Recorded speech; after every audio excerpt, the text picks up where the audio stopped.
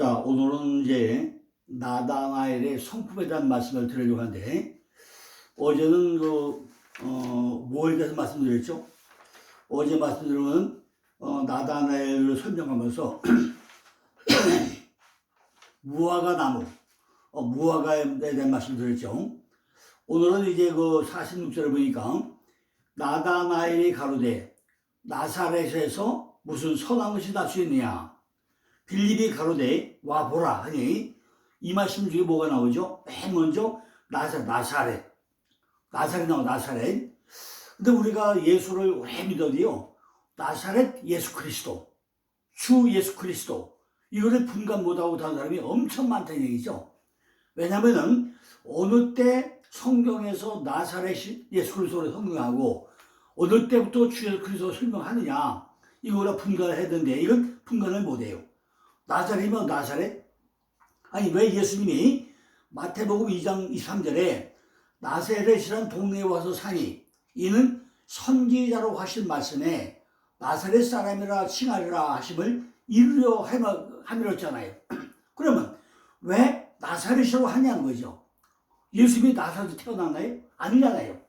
예수님은 어디서 태어났죠? 분명히 예수님은 베들레헴에서 출생했는데 왜 출생하고 나서 나사렛에서 와가지고 나사렛 예수라고 하냐는 거죠. 그죠? 나사렛 예수. 이 나사렛에서 예수의 부모가 살았고, 마태복음 2장 23절이죠. 마리아가 천사의 고시를 받았고, 누가복음 1장 26절 38절이죠.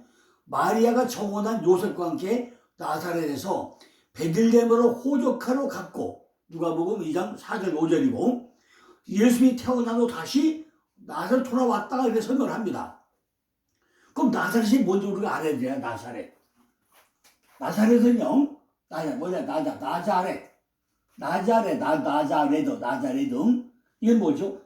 하나님이 사람 되심을 나타내는 게 원래 나사렛 예수 그리스도잖아요. 나사렛 태어났다. 육신적인 일을 할 때 나사렛 예수 그리스도가 한다는 얘기죠. 마태복음 2장 3절 보니까 나사렛 사람. 이게 나짜리. 누가복음 1장 26절 38절, 누가복음 2장 4절 5절, 누가복음 23장 30절 꼭 찾아보세요. 나짜리 뭐죠? 나차레드. 바로 나시리죠. 나시리 뭐가 나시리죠? 이건 다 찾아보세요. 민수기 6장 1절 20절 찾아보면 나시리는 나지름, 소원을 잡을 줄 한 사람입니다. 자, 나사렛 예수는요, 요한복음 1장 45절에 나오고 사도행전 14장 38절에 나옵니다.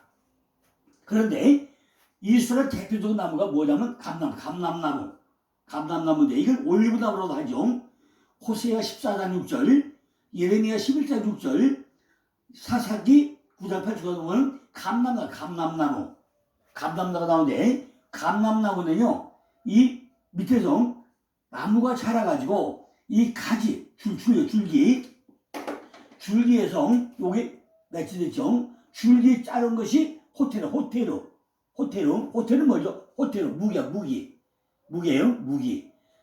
목동들이 허리에 차고 다니면서 다윗이 목동할 때 무기를 썼던 거, 짐승이 달라들면 내려쳤던 거, 그게 뭐죠?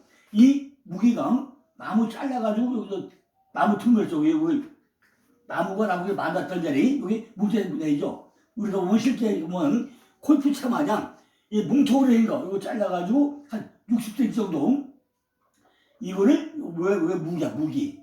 허리에 차고 다니면서 심승이 오고 나면 때려 잡는 거죠. 그 다음에 뿌리에서 올라온 가지, 뿌리가 뭐예요? 넷째로, 이거 지팡이. 그러니까 이 지팡이가 뿌리에서 올라온 거기 때문에 우리가 예수의 영화를 보고 나면요, 예수님이 지팡이 이렇게 구부러진 지팡이 들고 다니죠. 이건 가짜죠. 이런 거 없다는 얘기죠. 왜? 뿌리에서 쭉 올라온 줄기, 이거 가지를 잘라가지고 뭘 만들어요? 지팡이. 지팡이가 뭐죠? 주의 지팡이가 나를 안위하시다 그러죠. 그리고 이 감람은 새싹. 이사야 11장 1절에 한 싹에서 나오는데 이것이 호텔이와 넷절이다. 어린 캄남남도 그래요. 그러니까 결국은 뭐 나시린 이사야 11장 1절이니까 넷째로 바로 메시아 약속의 교리에 나오는 얘기죠. 호테르와 넷째로, 그죠? 바로 줄기와 가지에서 무기가 만들어지고 지폐가 만들어지는 이것이 바로 넷째로 호테르. 이건 우리가 잘 이해해야만이 왜 나사렛 예수 나왔냐? 이게 뭐죠? 이거는 새싹 아주 연하고 볼품없고 아주 낮은 거. 예수는 뭐라고 하죠? 우리를 살기 위해서 아주 낮은 자, 겸손한 자, 이걸로 태어난 데가 어디죠? 나사렛 살았던 나사렛에서 태어나기는 베들레헴에서 태어났는데 살기는 어디서 살았대요? 나사렛에서 새싹같이, 그죠? 새싹같이 뭘로? 호텔과 넷째를 같이 이렇게 사는 사람이 누구라고요? 바로 예수라는 거죠. 그런데 거기서 무슨 선언이 나겠느냐? 자기 신앙이 무엇을 이야기하느냐? 나다넬이 그냥 비하는 거는 소리가 아니라 선언한 것이 뭐죠? 아가도스 와보라 먼저 와보라 엘코마이 에이도 와보라 엘코마이 에이도 와보라 그래요.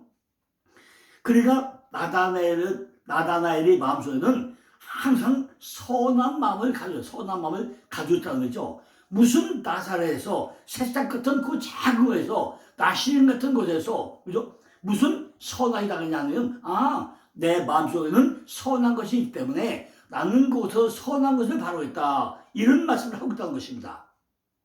우리들이 부정적인 얘기만 생각하다 보면 참다 말도 뭐가 돼요? 부정적인 얘기가 나오죠. 그러나 내 속에 선한 것이 있다면 항상 우리도 선한 것이 내 입에서 나오게 됐다는 거죠. 이렇게 신중하게 우리가 칭찬을 할 수 있어야 된다는 것입니다. 우리가 뭐죠? 돌가려도 두들고 건너라고 그랬죠. 나도 그런 사람인가 우리가 확인을 해봐야 된다는 것입니다. 내가 만일 메시아 즉 위대한 일이 나사렛에서 날 수 없다는 것을 뜻한다면 이제까지는 그 생각은 옳다고 볼 수 없다는 거죠. 율법에서 메시아는 어디 유대에서 나올 것이고 예언자들은 그가 태어날 장소로 베들레헴이라고 얘기를 했고 누가? 바로 라헬이 엘베를 돌아와가지고 어디서 나왔죠? 베들레헴에서 와서 누굴 낳았죠? 베노니를 낳고 죽어버리죠. 베노니가 뭐죠? 나중에 베냐민 바꿔주죠. 바로 베노니 슬픔의 아들 슬픔의 아들. 그런데 누가 야곱이 베냐민을 바꿔주죠. 얘는 슬픔의 아들이 아니라 말씀의 바로 선자 오른편의 선자다 해가지고 베냐민을 바꿔주죠. 떡집에서 태어나는데 그리고 누가 죽죠? 바로 라헬이 죽죠. 어디서? 베들레헴에서. 그러고 나니까 라헬이 죽고 나니까 거기서 누가 태어나죠? 바로 예수가 태어나는 떡집에서 태어나는데 무슨 떡으로? 유개떡과 영개떡으로 태어나가 베들레헴이죠. 우리가 이것을 잘 알아야 이 문제도 해결받을 수 있습니다. 왜 베들레헴이가 나 베들레헴? 예수는 왜 베들레헴에 태어나냐? 왜 떡집에서 태어나느냐? 유개떡과 영개떡으로 태어나느냐? 이것이 그러고 나서 어디 가서 하죠? 나사렛 아주 선한 자의 삶으로 낮은 자의 삶으로 새싹같이 그죠? 이사야 11장에 뭐지? 새싹같이 한 싹같이 호텔과 넷째로 태어난 것이 뭐죠? 바로 나사렛 예수다. 이렇게 태어나서 거기서 살고 있다는 거죠. 그래서 그거를 누구라고 그래요? 바로 이 사람은 나사렛 예수다. 아주 새싹 같은 그죠? 넷째로 같은 이런 사람이다. 이렇게 설명하고 있다는 것입니다. 그러니까 예수님이 그 마음을 아시고 간사한 것이 없구나 이렇게 설명을 하고 있는 것입니다. 그러면서 나다넬이 이해된 빌립이 간사한 대답은 뭐예요? 와 보라 엘코마이 에이도 와 보라 그래요. 엘코마이 와 보라 에이도 와 보라 그래요. 빌립이 직접 그 이의 대답을 할 수 없을 때 그가 할 수 있는 것은 뭐죠? 오로지 네가 와봐. 네가 와서 보면 돼. 와봐. 엘코마이 에이도 이렇게 하고 있다는 거죠. 나다넬은 와서 봤다는 거죠. 누굴 보죠? 예수는 그가 온 곳을 보시고 호위대로 가르치고 맞이하면서 그러니까 보라 참 이스라엘 사람이로다 이렇게 칭찬을 해줍니다. 그죠? 보라 이는 참 이스라엘 사람이로다. 그죠? 참이 뭐죠? 참이 엘레도스 진실로 참으로 엘레도스 참 이스라엘 사람이다. 이스라엘 리테스, 이스라엘 리테스, 이스라엘 사람이다. 그래요. 이스라엘이 뭐죠? 하나님과 겨루어 이긴 자가 이스라엘이잖아요. 야곱이 바뀐 게 이스라엘 아닙니까? 이렇게 이스라엘 사람이다. 이스라엘 리테스 이렇게 설명했다는 거죠. 야, 보니까 그 안에는 간삼이 없다. 47절에 보니까 예수께서 나다나엘에게 자기에게 온 걸 보시고 그를 가리켜 보라 이는 참 이스라엘 사람이다. 그 속에 간삼이 없더라. 내가 보니까 너는 정말로 하늘 겨루 이긴 자 같은 야곱이 이스라엘 된 것 같은 바로 그런 사람이구나. 그죠? 바로 그 나와요. 이스라엘 사람이 성경에 9번 나와요. 요한복음 1장 47절, 사도행전 2장 22절, 사도행전 3장 12절, 사도행전 5장 35절, 사도행전 13장 16절, 사도행전 21장 28절, 로마서 9장 4절, 로마서 11장 1절, 고린도서 11장 22절 이렇게 9번 나와요. 이스라엘 사람이다. 우리가 이걸 잘 보세요. 또 다시 한번 찾아보세요.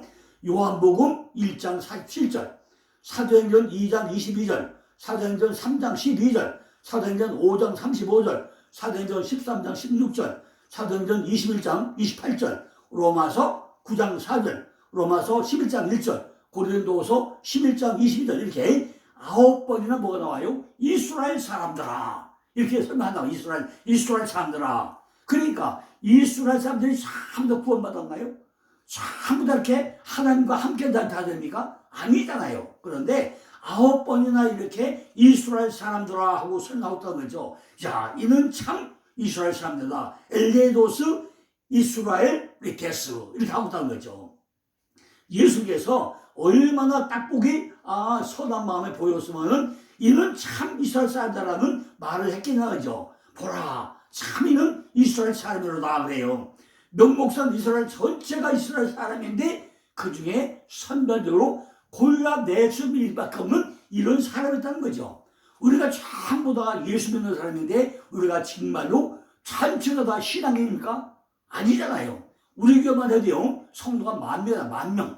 10,000명인데 그 중에 알곡이 몇 명이나 해야 돼요. 몇 명이나. 전부 다 알곡과 쭉지가 섞여 살잖아요. 그죠? 정말 알곡과 가라지가 섞여 살잖아요. 그런데 그 10,000명의 성도 중에 진짜 알곡은 몇 명이나 되는지 아다대 타당마당 가서 돌길을 당해봐야 알 거 아니겠습니까? 전부 다 성전 방마다 봤다면 나 오늘 교회 왔어. 나 오늘 교회 끝났어. 내문 끝났어. 집에 가서 성경 뚜껑도 안 열어보고 기도에 뒷조사만 안 해보는 사람이 성도? 말도 안 되는 소리잖아요. 과연 그 사람을 갖다 우리가 참 이스라엘 사람이다 할 수 있겠습니까? 우리는 이런 말씀을 드렸어요. 내 신앙의 바탕이 뭔가? 나는 어떤 사람인가? 이걸 내가 정확하게 지금 누구? 나다나를 통해서 우리에게 보라는 거예요. 너도 정말로 네가 믿음이 있냐? 네 오지만 예수님이 와서 너한테 야, 넌 참 이스라엘 사람이다. 이런 소리를 들을 수 있냐? 이걸 보라는 거예요. 그죠? 그는 간삼이 없는 참 이스라엘 특성을 가지고 있는 사람이다. 그런 거예요. 그죠? 그러니까 넌 제자될 자격이 있다는 없다는 거예요. 우리도 그 얘기를 들어야 되나요? 너는 정말로 가짜가 아니라 진짜 신앙이야. 그죠? 우리가 성도요? 진짜 신앙이 뭐예요? 진짜 신앙에는 진짜 성도, 거룩한 성자, 그죠? 거룩한 성자부터 뭐예요? 성도가 되는 거 아닙니까? 다시 말하면, 사람들에게 간섭이 없는 사람으로 속임이나 음모가 없는 아주 진실한 사람이라고 설명했다는 거죠. 또 하나님에게 간섭이 없으려면 뭐죠? 진정으로 통회함과 하나님과 진실한 계약을 맺음으로 마음에 간섭이 없다고 10편 30편 2절도 설명을 합니다. 이는 죄가 없다는 것이 아니라 간섭이 없다는 간섭이. 사람은 누구나 다 자기를 보호하기 위해 가지고 이중적인 요소가 들어있다는 것입니다. 우리 속에서 누구나 다 이렇게 간사한 마음이 들어있다는 거예요. 겉으로는 안 그런 척하지만은 속에는 정말로 육적인 속도가 쫓아가는, 명예만 쫓아가고 돈만 쫓아가는, 가족들만 생각하는 이런 간사함이 있다는 것입니다. 그러나 나다나엘의 성품에 보니까 하나님께서 이런 것들을 전부 다 쫓아내고 오직 선한 마음이 있고 그 안에 뭐예요? 그걸 선한 마음을 소망하고 있는 것이 나다나엘의 이름 속에 들어있다는 것이다. 나다나엘이죠. 이 나다나엘의 한 선물이잖아요. 그 이름 속에 들어있다는 거예요. 선한 것을 소망하는 성품을 가지고 간사함이 없는 사람은 참 이스라엘이 될 수 있는 그런 성품을 나다나를 통해서 우리에게 좀 설명하고 있다는 것입니다. 시편 30편 2절 보니까 마음에 간사가 없고 여호와께 성전을 담지 않는 자는 복이 있다고 그래요. 어디? 시편 30편 2절 보세요. 그러니까 나다나엘이 뭐죠? 복받은 자야, 복받은 자. 마음에 간사한 것이 없기 때문에 정죄를 당하지 않는다는 것입니다. 왜 그렇죠? 나다나엘이 무슨 뜻이라요? 하나님께서 주신다는 뜻이잖아요. 하나님께서 주시기 때문에 그 마음에 간사함이 없고 정죄함을 당하지 않는다는 것입니다. 이런 성품은 참으로 중요하다는 거죠. 우리 인간관계에 있어가지고 얼마나 중요합니까? 이것이 개인적으로 보다면 너무나 신앙에 좋다고 볼 수 있죠. 근데 인간적인 관계를 본다면요 엉망인 사람들이 너무 많다는 거죠. 우리가 교회 오는 성도 중에 참 다 인간성이 다 깨어서 좋습니까? 믿음이 좋습니까? 참 너 논다고 나 논다고 내꺼 이런 사람이 얼마나 많아요. 제가 25년 목회자 세미나 하다 보니까요 그 많은 목사님들 중에 오는 사람마다요 거의 다가 내꺼예요. 그냥 차로만 챙겨가가지고 큰 욕심을 무지비게 돼요. 그것도 한 장도 안 받아가 두 장, 세 장 받아가지고 하는 그런 욕심이 엄청 많으니 허다하게 많다는 말이죠. 그러니까 전 끝까지 줘. 왜? 그 마음이 받게 되니까. 그러니까 작년 했던 복사지 얼마 나왔다 했죠? 24,000장 나왔다 했잖아. 24,000장. 그죠? 방 줘요. 왜? 주던 게 남는 거니까. 언제가 바뀔 거니까. 이렇게 우리는 인간관계가 정말 개특거든 사람이 너무 많다는 거죠. 우리가 인간관계를 보고 나면요 그 사람의 믿음이 족한지 아닌지 알 수 있다는 거죠. 지금 필립이 딱 한 번 이야기하고 있잖아요. 복받은 자라. 요한복음 1장 45절요 46절을 보니까 필립이 나다나엘을 찾아와 이르되 모세가 율법에 기록하였고 여러 선지자가 기록한 그 일을 우리가 만났으니 요셉의 아들 나사렛 예수니라. 나다나엘이 가로되 나사렛에서 무슨 선한 것이 날 수 있냐? 빌립이 가로되 와보라 그랬잖아요. 그러니까 빌립이 선을 찾아요. 아 이분은 베들림에서 나기는 했겠지만은 지금 뭐라고 설명해요? 그분은 가장 낮은 자리에서 셋싹 끝이 어디 나사렛에서 그죠? 나사렛 태어난 사람이야. 그죠? 나사렛 예수야. 나사렛에서 요셉의 아들인데 아주 나시린 같이 그죠? 새싹 같이 넷제리와 호텔로 같이 이런 사람을 태어난 사람이야. 그러면서 설마죠. 그래도 나중에 뭐하나요? 그 나사렛에서 그죠? 나시린 같은 곳에서 무슨 선언이 나냐? 내 마음속에는 정말 내가 선한 걸 바라고 있어. 오직 나는 선한만 바랄 뿐이야. 그렇게 좀 설명했다는 거죠. 그러니까 빌립이 대화 속에서 우리가 이야기 보면요. 그 사람의 말대로 행동을 하잖아요. 이게 뭐라고 하죠? 와봐라. 거기는 뭐죠? 순종하면서 행동하는 인간관계 형성됐다는 거죠. 그래 한번 와봐. 진짜가 아닌가. 네가 만나고 가잖아. 내 옆에 있는 사람을 통해서 얼마나 인간관계를 잘하고 있냐는 거죠. 이 관계로 인해서 자기가 축복의 통로로 좀 들어갔다는 거죠. 누가? 빌립이. 누구에게? 나다나엘에게. 와봐. 정말 그분은 나사렛 아주 겸손하고 새싹 같고 넷째로와 나자로 가지고 이렇게 호텔로 같이 그런 아주 사람이야. 아주 때가 묻지 않는 사람이야. 와봐. 그게 그 사람이 바로 우리가 믿어야 될 사람이야. 그 어디 사람이야? 바로 하나님의 사람으로 온 나사렛 예수야. 그래서 설명했던 거죠. 예수를 잘 믿는데 인간관계가 잘 안 된 사람이 얼마나 많이 있는데 이렇게 설명하고 있다는 거죠. 나다나엘이 성품을 지적하는데 그 중에 선한 것, 좋은 것, 인간관계, 축복이 통로가 열리고 있다는 것입니다. 그래서 나다나엘이 뭐라고 하죠? 야, 딱 보고 보니까 주님 하나님께서 주시는데 왜 나다나엘이 주시한 거죠? 요한복음 1장 40절 보니까 나다나엘이 대답하여 랍비여 당신은 하나님의 아들이시오 당신은 이스라엘의 임금으로서다 이렇게 고백을 합니다. 그죠? 정말 그 나다나엘이 예수를 봤어요? 처음 딱 보자마자 뭐죠? 랍비여 당신은 하나님의 아들이요 당신은 이스라엘의 임금으로서 임금이 바실류스 왕이다 그래요. 이스라엘의 임금, 이스라엘의 왕이다 이렇게 고백을 하고 있다는 거죠. 이것이 참으로 중요하죠. 우리가 30년 교회 다녀도요, 우리의 신앙 고백이 뭐라고 하겠냐는 거죠. 지금 예수님이 딱 나타나서, 야, 넌 난 뭐라고 하냐면, 우리도 이렇게 신앙 고백할 수 있어야 될 거 아닙니까? 우리 신앙 고백이 뭐라고 하겠냐는 거죠. 베드로는요, 마태복음 16장 10절 20절을 보아야죠. 주는 그리스도시요 살아계신 하나님의 아들이라고 이렇게 고백하니까 뭐라죠? 바요나 시모나 내가 복이 있도다.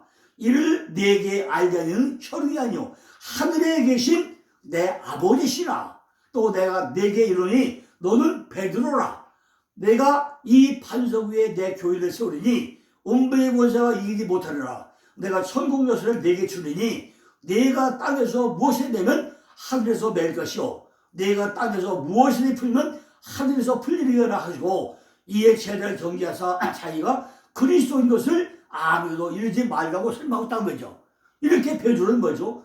주는 그리스도시요 살아있는 하나님의 아들이라고 하니까 베드로에게 뭘 줘요? 천국 젖을 줬다고 했잖아요. 그리고 심지어 요한은 뭐라 하죠? 요한복음 1장 3, 4절에서 그가 하나님의 아들이심을 증거하노라 그래요. 마르다는 마르다.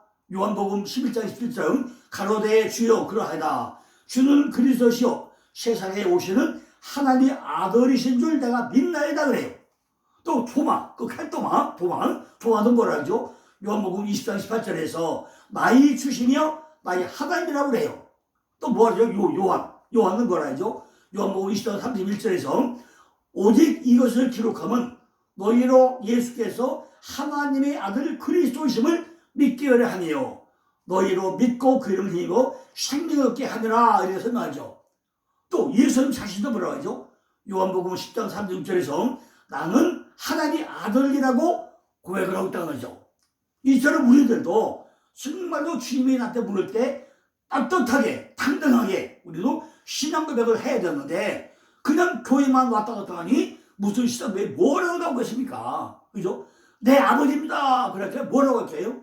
우리도 딱 뿌리지가면 정해가야 된다는 거죠. 이스라엘 임금이라는 뜻은 이스라엘 목자라는 뜻이잖아요. 임금이라는 것은 뭐죠? 목자를 다스리는 이야기를 하고 있는 거 아닙니까? 바로 이스라엘 목자. 그죠? 바로 예수 그리스도. 그리스도인 거. 우리가 뭐였죠? 지난번에 뭐였죠? 통로 1권의 1번을 보고 나면요. 그리스도까지 가는 단계로 했잖아요. 통로죠? 1권의 1번 딱 보라고 했잖아요. 그걸 보시고 나면은 1권 1번 이 설종 106번부터 109번을 보세요. 보시면은 통로 1권의 1번이 설명, 네 번에 대해 설명되어 있는데 거기 뭐라 했죠? 보이는 예수, 시간의 예수에서 내가 임마누엘로 들어왔다가 그 임마누엘은 뭐죠? 이스라엘 목자. 바로 기름 부은 관자. 그리스도까지 가는 단계로 했잖아요. 이렇게 이스라엘의 목자라는 것은 마태복음 2장 6절에 내게서 한 다스린 자가 나와서 내 백성 이스라엘 목자가 되라고 말씀했다는 거죠. 그 목자가 어디요? 내 안에 있는 내 심령 가운데 있는 내 심령 성격 가운데 있는 모든 백성들 이 목소리를 다스리는 목자가 된다는 왕이 된다는 얘기잖아요. 반드시 우리는 뭐예요? 그리스도라고 고백해요. 그리스도. 예수는 하나님이 사람으로 온 게 육신으로 온 게 예수잖아요. 그리스도는 뭐죠? 부활돼가지고 다시 성령으로 온 자. 내게 기름 부음 받으러 온 자. 그게 그리스도잖아요. 그러니까 내 안에서 반드시 그리스도라를 고백을 해야 된다는 거죠. 그 그리스도는 뭐라요? 바로 이스라엘 목자. 내가 하나님 겨루 이긴 자가 된 자에 그 이스라엘 된 사람, 하나님 겨루 이긴 자가 된 사람만이 다스림을 받는 목자로 왔다. 목자가 베드로의 고백이나 나다나엘의 고백이나 똑같은 고백 아닙니까? 우리는 이렇게 나다나엘 사람을 별도로 잘 생각 안 하잖아요. 근데 그게 왜? 내가 바로 나다나엘, 내가 지금 성경에는 내가 나다나엘이 돼야 된다는 거죠. 내가 베드로가 돼야 된다는 거죠. 이렇게 전부 다 설명 누구한테 알아요? 나를 통해서 설명하는 얘기잖아요. 베드로가 고백했기 때문에 성공 열쇠를 받는다는 건 다 알지만은 나다나엘도 결국 뭘 받았다요? 성공 열쇠를 받았다는 얘기 아닙니까? 그럼 누가 받았다요? 나도 지금 성공 받은 자가 된다는 거 아닙니까? 우리는 나다나엘은 별로 신경 쓰지 않잖아요. 베드로는 잘하는데 나다나엘은 몰라. 사도 바울이나 베드로나 마르다나 그죠? 사람들 다 알아. 근데 나는 내가 누군지 모르고 나를 모르잖아요. 마르다도 똑같은 고백을 하잖아요. 마르다도 또 뭐예요? 마라 쓰다죠. 마르다는 깨닫고도 고백을 해요. 마르다는 여주인이야. 자기 주인이라고 바쁘게 일하는 여자가 말하다 그죠? 근데 전부 다 우리 다 자기가 주인하고 너무 바쁘니까 다 잃어버리고 산단 말이죠. 그러나 주님이 주인이면은 주인에게 모든 맡기고 주님께 초점을 맞추기 때문에 바쁜 모든 내려놓을 수 있어야 되는 거죠. 바쁘고 것이 무엇인가 알고 나서 당신은 나의 주인이요 나의 아들이고 이스라엘 목자라고 나의 주인하고 우리가 고백이 나와야 된다는 것입니다. 이것이 전부 다 마음의 시선고백이 아니라 내 시선고백이 돼야 된다는 거죠. 예수께서 지금 뭐죠? 내가 너를 무화과 나무 아래에 있을 때 보았다 하잖아요. 무화과와 하나 된 것이 아니라 지금 어디 있다고요? 초등나무 같이, 그죠? 초신자 같이 무화과 아래다 아래. 무화과 아래에 있다고 했잖아요.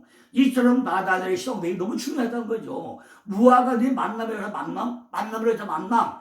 이 벌이가 나를 떠날 때 뭐죠? 생명을 잃어 죽어버리는 거잖아요. 우리가 만나야 돼. 예수 하나가 돼야 되잖아요.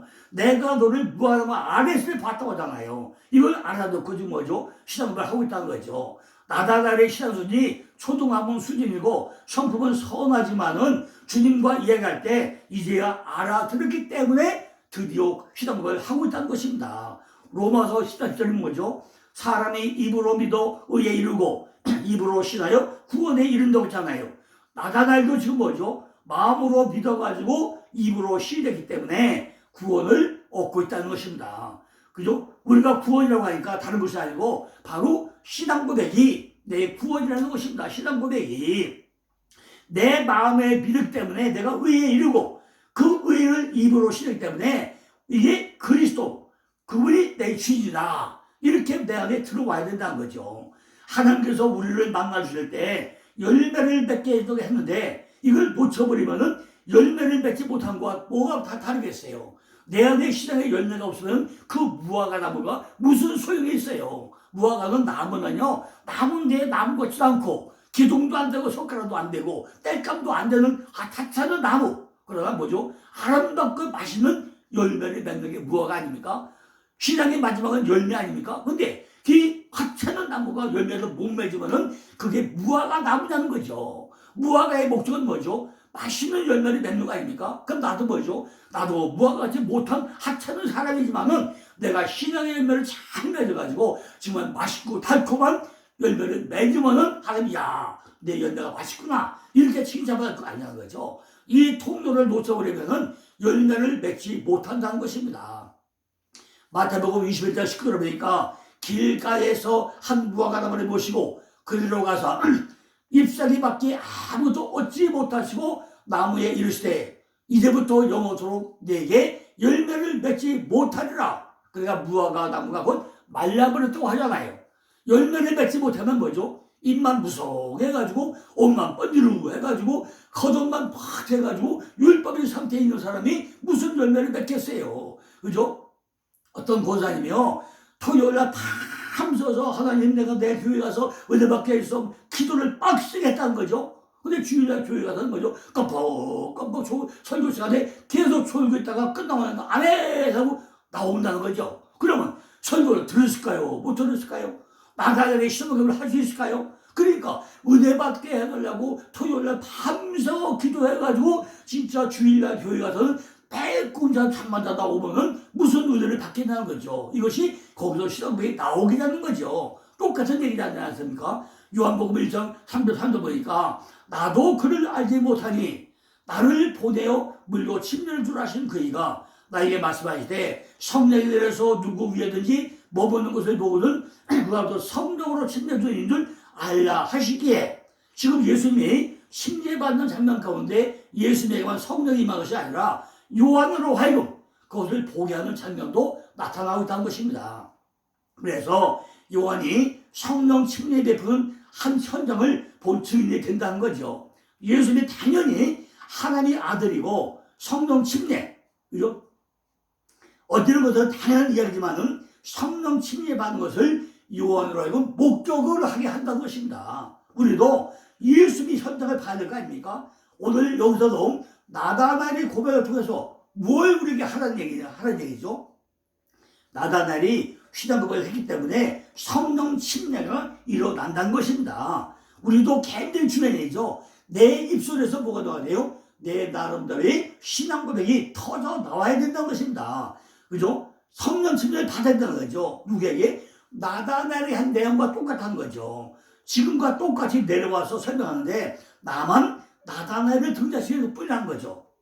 왜냐하면 나다나엘은 지금까지 성령체가 일어나지 않았었는데 예수를 만나서 와보라. 예수를 만나고 보니까 성령체가 일어나가지고 완벽히 바뀌어가지고 신앙 고백을 한 것처럼 우리도 바뀌어야 된다는 것입니다. 아직 율법에 갇혀있는 초등학원 수준이었지만은 주님을 만나고 믿음의 때가 와가지고 내가 신앙 고백을 하고 나니까 내 안에서 성령 침례가 일어나더라는 것입니다. 그렇다면 이 나단에 주시는 복은 무엇이겠습니까? 이 성령님 받은 데 복이 뭘까요? 이것은 이제 내일 다시 또 이어서 또 설명을 드리겠습니다. 감사합니다.